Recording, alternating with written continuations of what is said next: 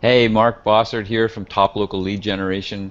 We're talking mold with Mr. David Fairbairn of Fairbairn Inspections in Vancouver. How are you doing today, David?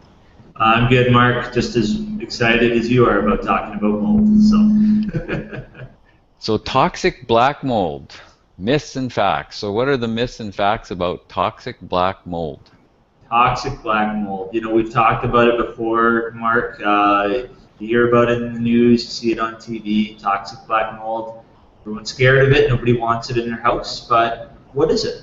I'd like to show you exactly what it is, where it comes from, and what it's actually called. Because there's a good chance you've never heard of the actual name of the mold. So again, I'm going to try screen sharing here. Just let me know if you see the pictures come up on your screen. Just give it a second here. Try this again.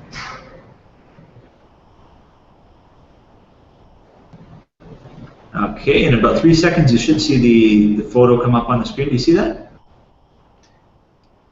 It hasn't come up yet. We got a bit of connection issue. Here we go. There we Okay, go. there we go. Okay, so the first thing I want to talk about with toxic black mold is that it's not actually called toxic black mold. If you ask a scientist, what's toxic black mold, they're probably going to say, oh, you're talking about Stachybotrys. So I've got the word up on the screen on the top left there. It's called Stachybotrys. Now, Stachybotrys is a genus of mold. Mold is broken down into genus, which is the family of mold, and it's also subdivided at that point into different species. So we've got Stachybotrys, which is a genus of mold, and there's about 50 different types of it. It is notable for two things.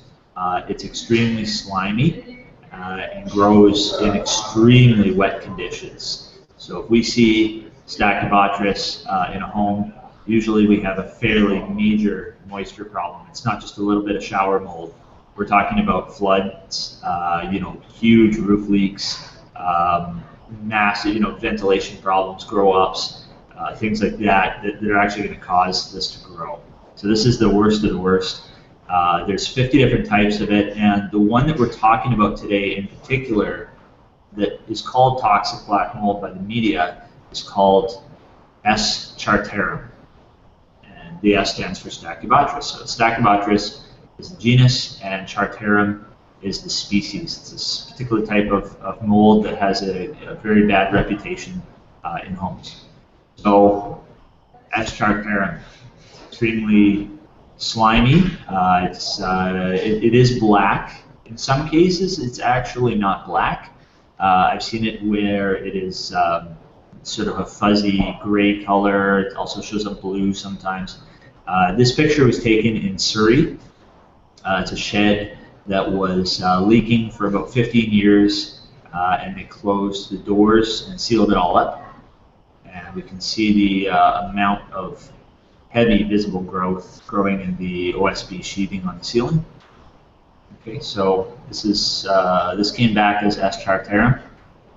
You can see that we also have another type of mold which tested as a different type. We can see it's sort of white and fluffy on the bottom of this luggage. Okay, so we have some pretty heavy growth here. The history of toxic black mold is that in the 1990s, the early 90s, it got a very bad reputation when I believe an infant actually died in the United States of, I believe it was pulmonary hemorrhaging. And they did an autopsy and they found that the infant had breathed in some S. chartarum spores. And that's why the alarm was sent up that this is a particularly toxic type of mold, and ever since then it's had a terrible reputation. Now, the CDC later did a study that said, actually, we found no link between Stachybotrys chartarum spores and hemorrhaging, but nobody's taking a chance, and if you have this type of mold, you need to remediate it basically immediately. You don't want to take any chances with this because it is technically toxic. Okay, so this is a close-up of the S. chartarum This is a spore cluster where it's releasing spores into the air. And as mold has evolved over the years, it is getting more and more aggressive because there are other types of mold that it has to compete with. And this is basic evolutionary biology where the strongest wins. And what mold has done, particularly Stachybotrys, is that it evolved what's called mycotoxins. Mycotoxins were originally intended to kill off other types of competing molds, but in some cases, and in this case particularly true, is that it will cause problems in humans. So it's actually toxic to people. What we're finding is that we're getting respiratory problems. It's been in very loose ways it's been connected to cancer, although I don't know if that's actually confirmed or not. You know, the CDC has been doing studies on this. You know, you should educate yourself on this. It's been linked to cancer. It's been linked to a lot of allergy problems. You know, respiratory problems, itchy, watery eyes, skin infections, and just, you know, a host of other, you know, health problems. Okay, so usually we see this where we have a a flood situation. So we've got a lot of water leakage. This is actually an addition, a room built onto the back of a house in Burnaby. And what happened here was they built it on the side of a hill, and basically the slope of the soil directed all the water into the wall cavity. And it basically rotted out the room from the outside in. And they also left it sealed up all summer. So this had no ventilation at all.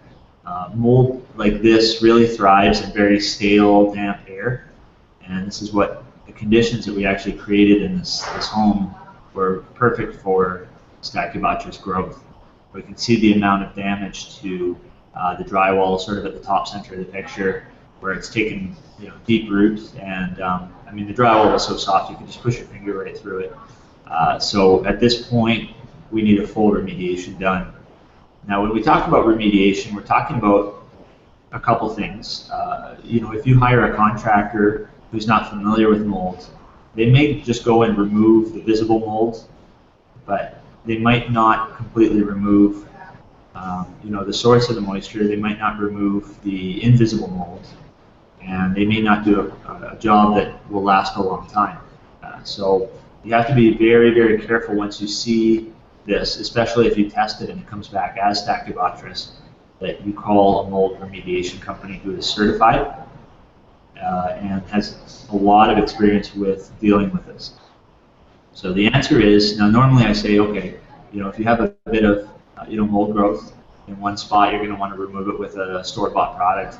If we come across Stachybotrys, we need to actually call a professional. We don't want to do this ourselves. It's not worth the potential health risks. You know, you and your family are living in the house. You don't want to be playing around with this stuff. It's really, really nasty mold. Okay, so the answer is usually a full remediation. So we're bringing in the crew with, we have, you know, respirators. These are N95 respirators. They filter out microbiological, you know, the spores and things like that. We've got our suits on, and we're actually doing, as we go, we're encapsulating the mold. So we're sealing off the area. We are, you know, we're sealing every bit of material that comes out of that room. We're completely sealing it off and disposing of it safely. We are testing as we go. You know, if we are removing all this mold and we come back and we do a post-remediation air test, and we test the air and we find out that there's still some spores left over after a certain period of time, we need to go even further and just wipe it out. And that usually involves just, you know, more moisture testing, more material removal.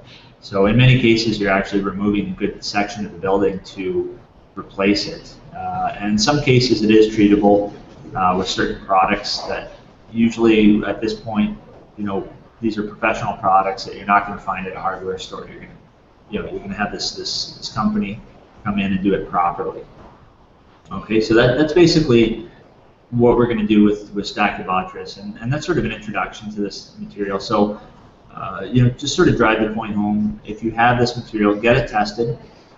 Find out what you have in your home. If it is Stachybotrys, you need to call a certified mold company and call us 604-395-2795. We can assist with the issue. The number one thing is safety, so don't cut corners, don't take any chances. If you do see it, call us right away. We can not only assist with testing and sampling, but we can also come back at the end of the job, make sure that it's completely gone, and make sure that you're not breathing in anything nasty. Awesome job, David. So one of the things I think to drive home is that this is not treatable by your little spray bottle of bleach and or bleach solution and pretending like you could just wipe it away. This is nasty, health injurious stuff that you need to have professionals look after for you. And like David was saying, his company is certified in mold remediation, so they're the guys to call. FairbairnInspections.com, or call them at 604-395-2795. Thanks a lot, David. Hey, thanks, Mark. See you later.